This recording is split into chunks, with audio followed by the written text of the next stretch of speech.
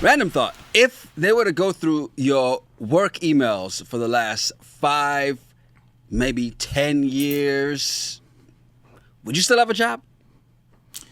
5 or 10 years. Mm-hmm.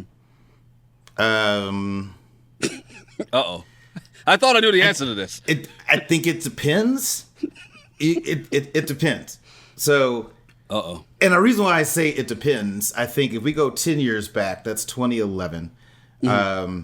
I want to say 2012, I started dating somebody that lived in Tulsa, Oklahoma. Mm-hmm. And she was the coordinator for the hotel that we were trying to have a job fair for because we were opening a new store. Mm-hmm. And so I'm working with her to get the deal. And then I got flirty and she got flirty. And then she was like, look, here's my number, personal number. So if that would have got me in trouble, I mean, there's been a few. Well, that's not bad. There's been a few like flirty, but it was definitely mutual. It wasn't me trying to holler at somebody. Now, before 2011, there is an email out there. Somebody wanted to dig through it where I called someone. I emailed Reggie Mantle and I emailed him and I forwarded him an email from like the head of marketing. And I was like, she is such a bitch. I didn't like her. And he told me, he's like, what the hell are you doing? Sending that email. Like, he jumped me for doing that. And I didn't. This was my first time in a professional job. I'm like, that's wrong. I can't say that. So before 2011, maybe. Well, thank you, Reggie Mantle, for saving Terrell's career. Yeah, I think I'd be safe, too, because I'm very careful of what I send in emails. And I think even in the email space, I've been in exchanges with people, right, where if I'm typing something, I go back and I read it again. And I'll step away and come back and read it again just to make sure before I send it off. But then I've also seen where they go, this when they go, you know what, let me just walk down the hall because this is not about to be really nice. Now, granted, I work in radio, so I got to think about it. If it's based on emails that I got from people, then that'd be a different story. Mm-hmm. But you can't hold me accountable because I can't screen these emails before they come in. So emails I got, I think I'll be safe. And because those may be sketchy, but the ones I send, definitely not sketchy. And I know that. And I asked that because of this whole John Gruden debacle that's happened, right? I mean, you think about it, he was an ESPN analyst at the time when he's sending a lot of this stuff to Bruce Allen, who was this president and GM of the Washington, formerly Redskins team at the time, and now the football team. But, you know, am I surprised? No. A team that has a racist name as their mascot, I'm not surprised that their GM/president is willfully participating in all of this kind of language. Now, granted, he's no longer there, but at the same time, John Gruden is not a good friend, okay? This is the one thing I got at this. How do you send that to your homeboy's work email from your personal email? You got his Gmail.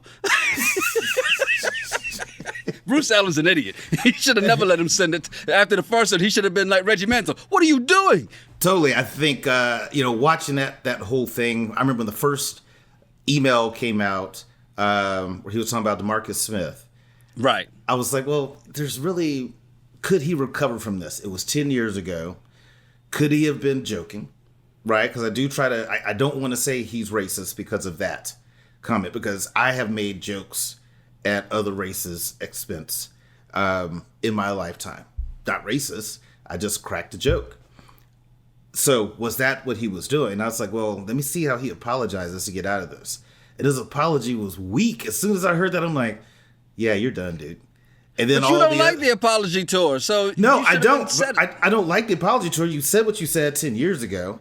Mm-hmm. I just want to see how he was going to handle it, because at that time he was not coaching a locker room full of people who don't look like him. And he sure was working with a lot of people who look. There's a difference of working with them than being in the locker room with them. Total different ballgame. Do you think Stephen A. Smith would talk as much shit if he had to be in the locker rooms with some of these people and talk it? No. But I was curious to see what he was going to do, and then I heard that apology. I'm like, this is bad. And then all the other emails came out. I'm like, dude, like, you weren't thinking whatsoever on any of this stuff. And you just let it all hang out. All the things he said about women being referees and the LGBTQ community. I'm like, you are an idiot, and he needs to go. Like, I don't see him. It's not going to be 2 years later. He's going to be back at ESPN, although anything is possible. But it just floored me that y'all were this bold to do this on your work email. And I want to know how many people replied. Somebody replied LOL to some of those. Somebody had to smile an emoji. They co-signed on it. Who are those people? If you go to a certain space, people are going to say, "Oh, that's just locker room talk." Remember, that was the whole thing in the 2016 election. Yeah. Oh, it's just locker room talk. Oh, it's just boys being boys. It's just, oh, this is old man talk. No. I mean, and at the end of the day, you got to understand the space you're in. This is not 1980 when he was doing this, not 1990 when he was doing this, not even 2000 when he was doing this. It was 2011, right? So at the same time, you got to really look back and see that Gruden kind of knew the space he was in, but he also felt he was in a safe space with these folks that he was emailing. Exactly. Bruce Allen, even on Bruce Allen's work email, because he's the GM and the president. Who's going to question the GM? Who is going through the GM and the president of a football organization, the NFL? Who's going through their emails? Mm-hmm. Apparently, more people than you think. Yeah, somebody is going through it, and I learned this lesson a long time ago. I had a friend of mine that got terminated. She'd been with the company for a long time, got terminated, all because someone else was under investigation, and they happened to catch an email that she had sent that went against company policy. So they fired her. She wasn't even part of the investigation. It was just an oops, which is what happened with Gruden. Like, they weren't looking at him for anything. Right. All this stuff just happened to come up. And so I learned back then, okay, watch what you put in email, because you never know, right? Watch what you do on a company computer. Period. Yeah. And this is why I don't have a company cell phone. So when I was at Whole Foods, I had a company phone, and I remember, somebody got in trouble, and they had to they were trying to investigate to see if this person was involved with somebody, and they tried to get the phone records to see the text messages, because they can see through the bill how many messages he sent a particular person, but they couldn't read the messages. Yep. And it was like 300 something messages. And so you got to subpoena those messages. You got to subpoena. And so the amount of money it would cost to do all that, they wouldn't do it. I was like, then why am I carrying two phones? I'm just going to keep my one phone. And that way you can't subpoena me for this, or you can't look up my records through my personal phone. So question. Yeah. That email that was going back and forth, that little flirty email, was it followed up by work phone text messages? Personal cell phone text messages. Everything else going forward was personal cell phone text messages. Thank you very much. Word to the wise. Keep it personal. Keep it professional. Keep it personal, because you never know. Hey, welcome to the show. I'm Yachty Root. And I'm Just Terrell. You ever been out somewhere and overheard two people having crazy conversations? Well, we are those people, and we've been having these conversations since college. Yes, it's the Regular Guys Random Thoughts podcast, episode 58. Be sure to like, subscribe, and leave a comment. As we're doing the Married at First Sight recap this week, last week, you kept referring to Pastor Cal as Pastor Troy, and then this popped up, and I was like, hey, Terrell talked him up.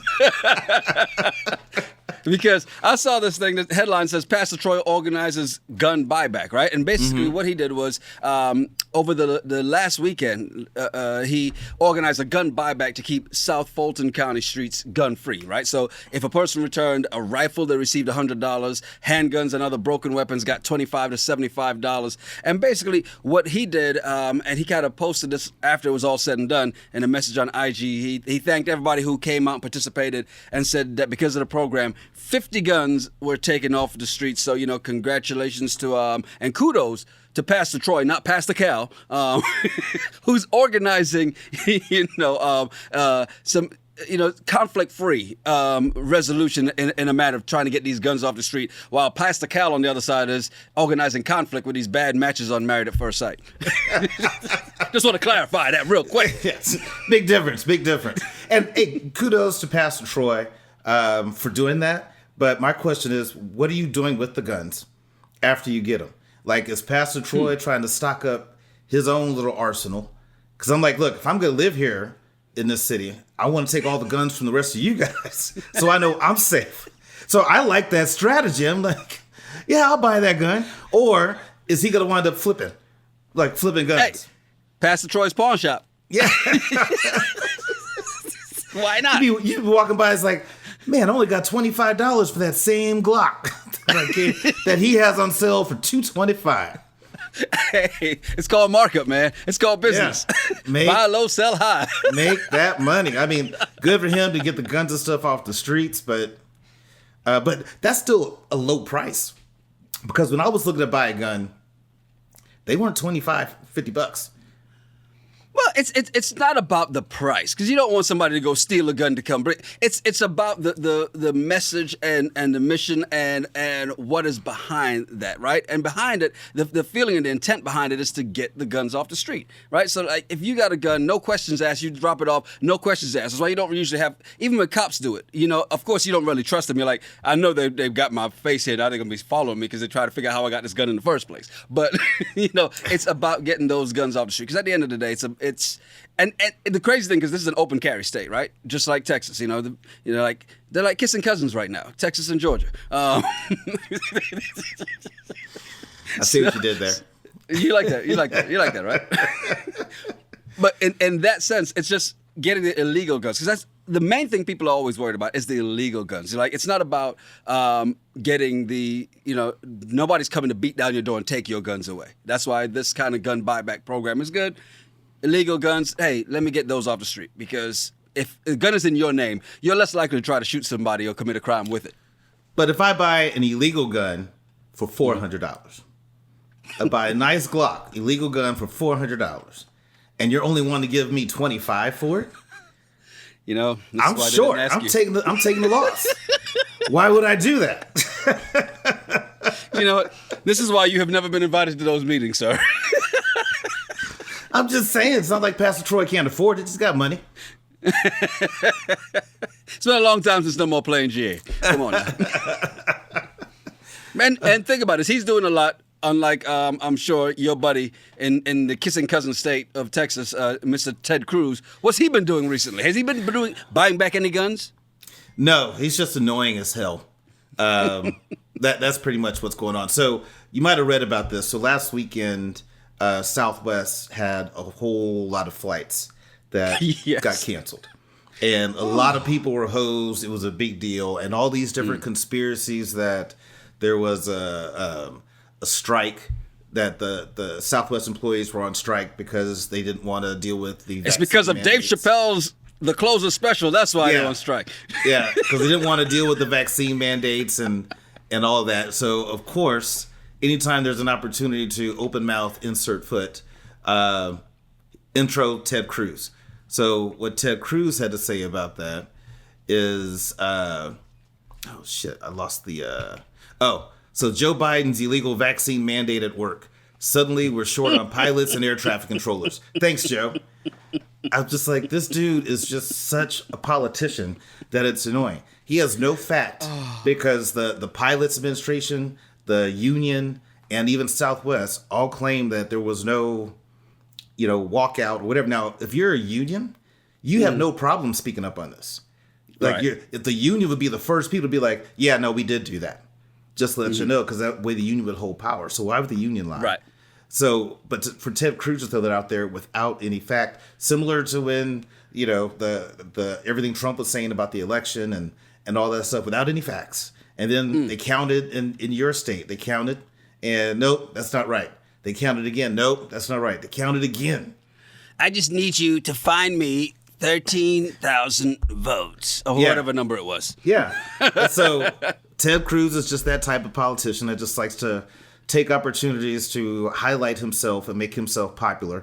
Similar he did when Snowpocalypse happened, because now everybody knew about Ted Cruz, even before. And for somebody that's that much of a coward, that likes to just say the right things, that helps them get votes, that's the kind of person that we don't need in the state of Texas. We got enough problems in the state of Texas, and I don't see how Ted Cruz is going to help us in any way, shape, or form. So I need all my Texans to remember all these things that I'm saying about Ted Cruz, remember Snowpocalypse and Cancun Cruz and all those different hashtags, and vote him out. And that's great. But, the fact that you said that he would speak that without, it being fact and knowing the facts around it. Let me explain something to you. Nobody cares about the facts. And I was listening to this Land of the Giants podcast, right? And this season they're doing Apple. And as they're talking about Tim Cook and, the manufacturing they're doing in China. And you'll see how I'm bringing this back around in a second, because it sounds like I'm going way out in left field. You're about to go in immigration? Bring it back to center field. Yeah, exactly. No, but so Donald Trump was up there speaking about Apple and just telling all these untruths, and Tim Cook is standing there and allowing him to say it. Well, and I say allowing him because what's you going to do? Go ahead and say, no, he's lying because we didn't do that. But that's the difference. When you know you have the power to say what you want and nobody's going to challenge you and question you publicly, you do that. And that's what Ted Cruz is doing, because here's what he does know. Texas is going to Texas. Texas is going to Florida. Texas is going to flex us. You like how I brought that back, didn't you? Yeah. Yeah. Well played, sir. Thank you. Thank you. He knows that Texas is what he says is what Texas wants. And that's all he's saying is what they want to hear. So therefore, he's saying it. And while, you're saying the other thing, and you're telling everybody, please, let's go ahead, just unite. If Georgia did it and turned the state blue, we can do it too. And he's going, nah, bruh, we're red. And so he knows no matter what he says, he's stirring up his base. He's going to be back in. Texas is going to vote him back in office. And then in next year, and then, of course, in 2024, we're going to have to deal with him again as he starts running for president. Whether he makes it out of Republican primaries or not is a whole nother story. But we'll have nobody to blame. But who? Tejas. I still have hope. And I'm glad you do, and I appreciate all your efforts in making this happen. I always wondered whether it's something that William Shatner would have wanted to do is go into space, right? Because you play this person, and Captain Picard. Jesus, his name just got right by me. Forgot his name just that quick. Patrick Stewart. Patrick Stewart. If Patrick Stewart also wanted to go into space, and I thought it would have been cool had they put them both on the same flight to go into outer space. How cool was it though to watch? And well, even I say watch, and I didn't watch it. I just read this accounts of it. For William Shatner, Captain Kirk, to go into space. I watched it, and it was weird because watching the whole thing, it reminded me of watching. Of a dildo? No, it reminded me of watching The Challenger as a kid, because I remember watching that in elementary school. We're all in a deal, and all of a sudden you see the little flame, and then all of a sudden, like, hey kids, get here. And I'm watching this. I'm just like, man, this would be a weird story. You have William Shatner in there, and it blows. And I'm glad it didn't. But you're right. It does look like a penis. It does. It looks like something out of what was that Spaceballs? Yeah, yeah. Like this was a Mel Brooks production. Yeah. Who designed that spaceship? I know who did. Mel Brooks. Yeah, it sure does. But now, and I'm watching this, and I don't always pay attention to this stuff, but I'm thinking they're gonna go into space and kind of fly around a bit, come back in a couple days, or something like that. Didn't Elon Musk group do that when he took off and they flew? So I'm thinking they're doing that. Not for long though. They just did the same thing. They go up and they're like, yeah, we see it. But it just goes up and then it just comes right back down. 15 minutes.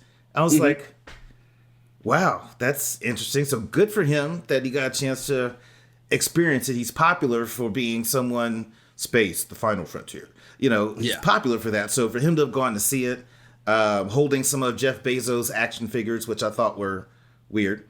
Jeff Bezos' Star Trek action figures he brought with him. I'm like, that's a little odd. But I was looking at the cost, because there's an article that was saying that if they get to the point where they can retail this, where you and me could go take a trip just to get to the outer parts of space, it's like $500,000. I don't want to go see it that bad. I'll just watch YouTube. Yeah, I mean, I've seen the views. It's cool. I've seen them online, and even though some people are claiming they're not the actual views, and that's cool though. I'm fine. I'm not paying $500,000 to go do that. That's definitely not going to happen. This is like the same reason I don't usually go on cruises. I mean, I'd rather get where I'm going and enjoy the time there, right? If that's the case, we're going to go to space. We got to go out there and spend some time out there. But I don't know. Claustrophobia feels like it would kick in because it's not that much space. I'm assuming it's really not a whole lot of space in there, right? It's just like you think about, and I forgot who I was talking to about it, but the cockpit of an airplane. I know where I was. I was looking at I was in North Charleston, and I saw they had the Charleston County Sheriff's Department out there, and they had a helicopter there. They had these tanks, one that was made by Oshkosh. I'm like, who the hell makes baby clothes and a tank? But as I'm looking at the helicopter, there's not a lot of space. You're like, how do you fit in there? And the pilot was like, yeah, it's not a lot of room to move because you only have but so much space. So I'm thinking it's got to be the same thing in a spaceship, right? You need to really just best use of space. So you're sitting in this position for so long. I don't see the excitement of going. Paying $500,000 to be uncomfortable. I'm not paying $5 to be uncomfortable. How about that? Yeah, I mean, but you got to figure that this is the early stages of it. Probably by the time we're gone, there's going to be nicer vehicles with Wi-Fi and all the bells and whistles, and you can go and actually fly around and, do a lap around Mars, come right back. There's going to be that later on. But for right now, hard pass. Yeah, indeed. I'll wait till they can bring me back. So do we go Demolition Man, cryo freeze, and come back and take that trip in about 75, 150 years? No, I don't. I don't want to extend. I want to do my time and then be gone. I don't want to freeze and come back, 50 years forward and be like, what in the hell happened? Imagine if in 1950, or let's say 1960, right? Because we're at 20. No, man, it would be 1970 now. So even the 70s. Think about how it was in the 70s, right? And we've seen it in movies, Shaft and all that. Imagine the Shaft coming back now. He'd still be a bad motherfucker. Shut your mouth. Oh man, some interesting stuff coming in this bullshit. And this one came out of my former state of South Carolina, from rgrtpod@gmail.com about this teacher. Teachers, it's so funny how I think we did an episode. We were talking about all these teachers that were getting in trouble for masturbating in class and all that on Zooms and all that stuff, and just the different things they're getting in trouble for. This story just blew my mind. So, and it makes me laugh at the same time. It's sad. But an elementary school teacher in South Carolina surrendered to authorities Friday after being accused of having marijuana edibles in a student prize box in her classroom. So I remember I had this one teacher. She had a little thing of lemon drops. She was an English teacher. And so she would call them, because she was trying to teach us alliteration, but it was something with a bunch of L's, lemon drops. So she had that. So if you got an answer right, you can go get a lemon drop. So she had this, elementary school teacher had this little candy box. So kid, wins a prize. She holds it up. Hey, reach in and grab it. He grabs what he thinks is Sour Patch Kids, but they're actually Stony Patch Kids that are 350 milligrams of THC. So for those that do not partake in edibles, 350 milligrams of THC will put you on your ass. Okay, I was about to ask because I have no idea what that means. It's a lot. Normally, like the times I've done edibles, it's 25 to 40 milligrams. And I'm good. She got the Barry Bonds then. I'm just good. I'm asleep really well off of that. But so the teacher sees it and she's like, no, that's the wrong one. Reach in and grab something else. He grabs another one, which was the exact same thing. So then the kid leaves and goes to after school care and goes to the teacher at the after school care and asks her, hey, will you open my candy for me? The teacher realizes these are Stony Patch Kids, not Sour Patch Kids.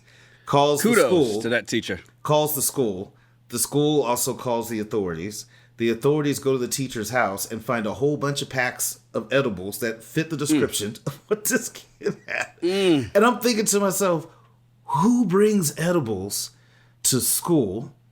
Which there are a lot of people, students included, but who puts them in the prize box for the That's kids. my point. Like, And put it in how your many purse. packs were in And there? how many do you packs? need? One pack of Stony Patch Kids should get you through 2 days.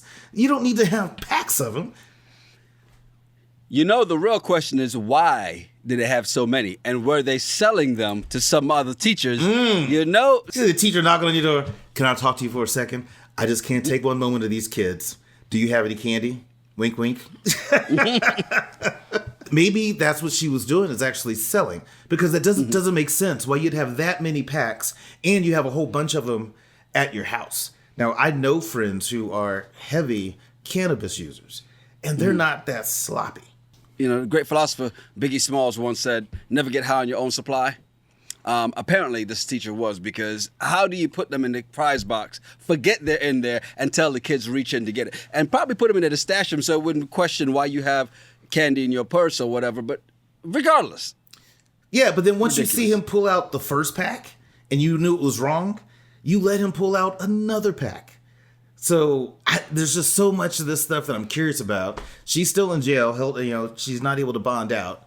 But it just blows my mind how crazy that story was. But to your point, I'm sure maybe she was wheeling and dealing. I got a pocket full of stones. You know, this other thing that came in on rgrtpod@gmail.com. You've seen Squid Game, right? Yeah. So there are real life Squid Game tournaments being held around the world, including in South Korea. And, you know, obviously it's minus the killings, you know, it's not all of that. It's, you know, you still get a prize, and it's a different variation on some of the games. You know, I think one of them has like the red light, green light game, the candy challenge. And, you know, here's the thing about this. They have guards carrying guns, even though they're fake guns, right? Would you go and participate in one of these? After watching this show, I have trust issues. No way. Yeah, No. exactly. It could be kickball, and you could have a bow and arrow, and I'm like, I'm not playing. I'd be like, I think the rules say if a majority of the team does not want to compete, the game stops, right? Well, then we're going to take a vote. Because I got trust issues after that. And the funny thing is, the only way I could win at red light, green light, and getting there that fast, they would have to be shooting. Because I don't run anymore. I would need that motivation. Yeah, I have the same trust issues as you. I don't know that I could do this, because I would have flashbacks to when Brandon Lee on the set of The Crow. They're not supposed to be real bullets in any gun on the set on a movie set. You know it's a fake gun, and he died because of that. So why am I going to trust these people that I don't know? And he knew those people. Yeah. How am I going to trust these people I don't know? That somebody isn't like, would it be fun if we turned this into a real life Squid Games? Let's make it real. Yeah. I can't see it happening, and I know you're going to see the characters all over the place in for Halloween. Yeah. And these next couple of weeks, you're going to see it everywhere. Everybody dressing up with the circle, the triangle, the square. Cool. I see all that, and that's going to be fun. I don't go out on Halloween, so I'm not. I'll catch the pictures on IG. But there's no way I am going to participate in a real life Squid Games. Ain't happening. No. Yeah, not at all. I mean, I think once you've watched the show, I know millions of people have seen it. Once you watched it, you wouldn't. But here's what's funny. And this is what was so intriguing to the show. And this isn't a spoiler. It was your choice. You weren't like hijacked and forced to do this. You signed up for it. Yeah. Because, your debt was that much. And so I'm like, could you imagine being in that type of pressure? You student loan, you got your mortgage, and you're all that. You're like, well, time to play some games. But let's be fair. The people after the first game had a choice. Well, true. Well, I don't think you're right. And I think they didn't ask enough questions. Because right now, if I were to sit and play, it could be Uno. And it's like, if you lose, you're eliminated. I'd be like, I got a question. When you say eliminated, Does that just mean I'm out until next round or eliminated? Like, before we start, I have questions. Before we call those people crazy for not asking enough questions, 2 months ago, you would not have asked those questions. No, we would right now. But right now, we're about to play dodgeball. If you get hit with the ball, you're out. Question. When you say I'm out, does the ball explode? Yeah. Am I out until the next round, or am I like out, like done? So I'm gonna start asking a whole lot of questions about everything. It doesn't matter what it is. Terrell, if you roll craps, you lose. When you say I lose, what am I losing? My turn, or my life, or my entire savings? Yeah. What? Before we get started, I just need a couple clarifying questions.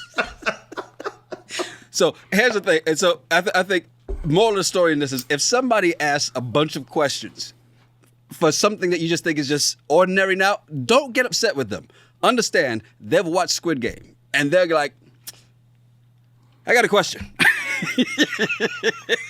Because you can never, I always like to say there's no such thing as a bad question, except the question not asked. So. Yeah. Could you imagine like a Squid Game of Duck, Duck, Goose?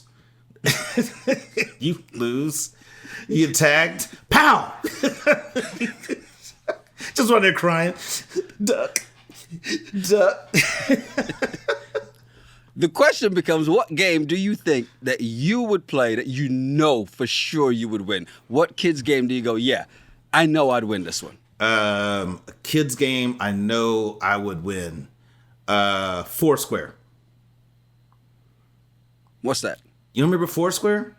Where No, you have four squares and you have a ball and you have to bounce it into the other person's square. Now, if they catch it, great. They keep moving on. But your goal is to try to like bounce it to where they can't catch it and they get eliminated. At least the way we played it, you just lost. You didn't get eliminated. But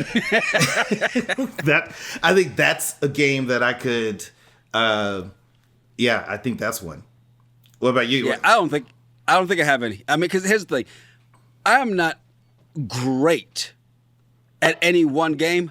I'm good at a lot of them. Like if we go on the golf course, I'm good. If we go bowling, I'm good. We get on the basketball court, I'll make you as bad as me. But am I great at any one of them? No. If we get on a football field, as we found out in flag football, I'm all right. I mean, but, I'm not great at anyone that go, oh, yeah, I'll definitely win this. Hopscotch, I'm not going to win. Double Dutch, definitely not happening. I mean, there's definitely, especially because, in order to make it to the point of Squid Game-ish, they've got to throw a couple other things in there. So I might make it through the first round. Like, I would have made it through red light, green light. I don't know that I would have gone back, though. Because I've tried this. Those games, those adventure video games when you have to go through and then you die here, but you got to, it's a continuous. You save. So, okay, I can go back and do this again. It took me too long, and I've never finished any of those games. So I know if I can't make it through those, that when I'm given 100 chances, there's no way I'm going to make it through one of these. So, yeah, Squid Games, I'm out. There's no game I'd be able to go, yeah, if they had this game, I know I'd win. Well, I think it's because we're victims, and I blame Nintendo. We're victims of the Contra era. Remember the video game Contra, and you get the code to get like 100 lives? And so that's how we lived. Like, there are always multiple chances. So I think this is why we struggle with it. Now, when it comes to like kid games, I wasn't like a beast at any of this, but I could be strategic. I can look and kind of size someone up and tell, okay, here's what I need to do to get this person out. Kind of like when you play dodgeball. Remember you play dodgeball and you're looking across before you run in the middle? You're looking across, you're like, there's my bitch right there. And you knew who you were going to tag. If it's a race, if it's different, if it's a race and you go, all right, whoever's in last place, they're eliminated. I can enter that because I can always find somebody I can beat. So you're going to sweep the leg. Okay. Note to self, if we play Squid Games, do not stand next to Yanni. I just need to be on opposite sides. And on that note, we're out. Before this turns into a real life Squid Game podcast. What you drinking today, man? Coffee. Man, it's still early. I've been on vacation all last week. Today was my first day back at work, and I was up at 4:30 this morning. I'm still trying to charge up. I just want y'all to understand that we're recording this on Sunday. Who starts back up work on a Sunday? Just tell us. I do, just because I'm crazy like that. And this is all for 2 hours. I was there from 6 to 8, but it was still good. My team did a good job while I was out. So I think a few of them listened to the show. So thank you guys for covering and doing such a great job this week while I had some time to recharge my battery. They tell you to listen just so they don't get fired. Just FYI. Well, you're eliminated. I have told them before, not listening to my show is kind of a career limiting move. Just throwing it out there.